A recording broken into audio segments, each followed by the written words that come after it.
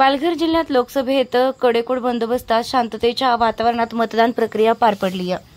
अतिशय कडेकोट बंदोबस्तामध्ये व शांततेत मतदान प्रक्रिया पार पडली। जिल्ह्यामध्ये अनेक ठिकाणी तालुक्यात, खेडोपाड्यात, गावात तसेच जव्हार शहरांमध्ये संथ गतीने मतदान होत असल्याने मोठ्या प्रमाणात नागरिकांचे रांगा बघायला मिळाल्या। मतदानाची वेळ होती सकाळी 7 ते सायंकाळी 6 वाजेपर्यंत, परंतु जव्हार यशवंतनगर मोर्चा येथील बौद्धवाडा बूथ क्रमांक 118 या ठिकाणी ज्येष्ठ नागरिक व महिला मतदारांना मतदान करता नाहक त्रास सहन करावा लागला। पहिल्यांदाच मतदानासाठी इतका उशीर झालेला दिसून आला।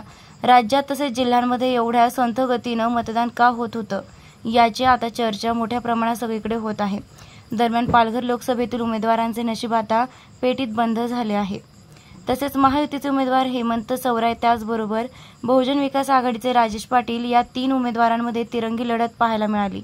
येत्या 4 तारखेला मतदान पेट्या उघडतील आणि कोण बाजी मारणार याकडे संपूर्ण जिल्ह्याचं लक्ष लागून आहे। आपण पाहत रहा महाराष्ट्र न्यूज 10।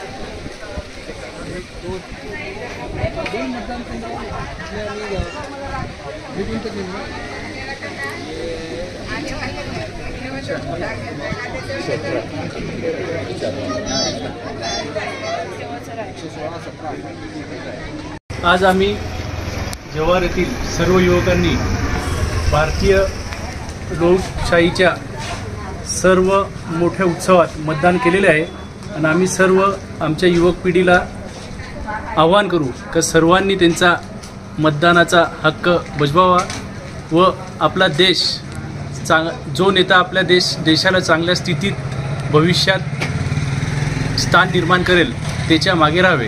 कोणी पण कोणत्या आमिषाला बळी पडू नाही। आता आमचे मित्र शादाब घाची त्यांचं मनोगत व्यक्त करतील। आम्ही एवढंच मनोगत व्यक्त करणार की जेवढी युवा पिढी आहे त्यांनी भरघोसून मतदान करावे आणि आपल्या देशाच्या विकासासाठी जो आपला नेता असेल त्याला मतदान करावे। आणि आमच्या जव्हारमध्ये शांततेत मतदान पूर्ण पार पडू राहिलं आहे। आतापर्यंत भरपूर मतदान झालेलं आहे। लोकांनी भरपूर आम्हाला हे केलेलं आहे, त्याच्यात सहकार्य केलेलं आहे। त्यामुळे आम्ही सगळ्या जनतेचा आभार मानतो आणि असंच मतदानाला प्रोत्साहन द्यावं हे आमचं मनोगत आहे। तुम्ही काय बोलणार? युवा पिढीने सगळ्यांनी मतदान केलं पाहिजे आणि मतदान हा हक्क बजावलाच पाहिजे। काय बोलणार तुम्ही? बोला। तुम्ही मतदान करून आले ना? हो, मतदान काहीतरी 2 शब्द बोला, जास्त बोलायची गरज नाही। मतदान केलं चांगलं आहे, पण ज्याचा तुम्ही हक्क बजवायला पाहिजे मतदानाचा, हे आमचे सांगणं आहे। मी माझं मतदान पूर्ण यशस्वीरित्या पार पाडले आहे, तरी जव्हार नागरिकांना सांगू इच्छितो की ज्याचं त्याचं मतदान करून यशस्वीरित्या पार पाडावे।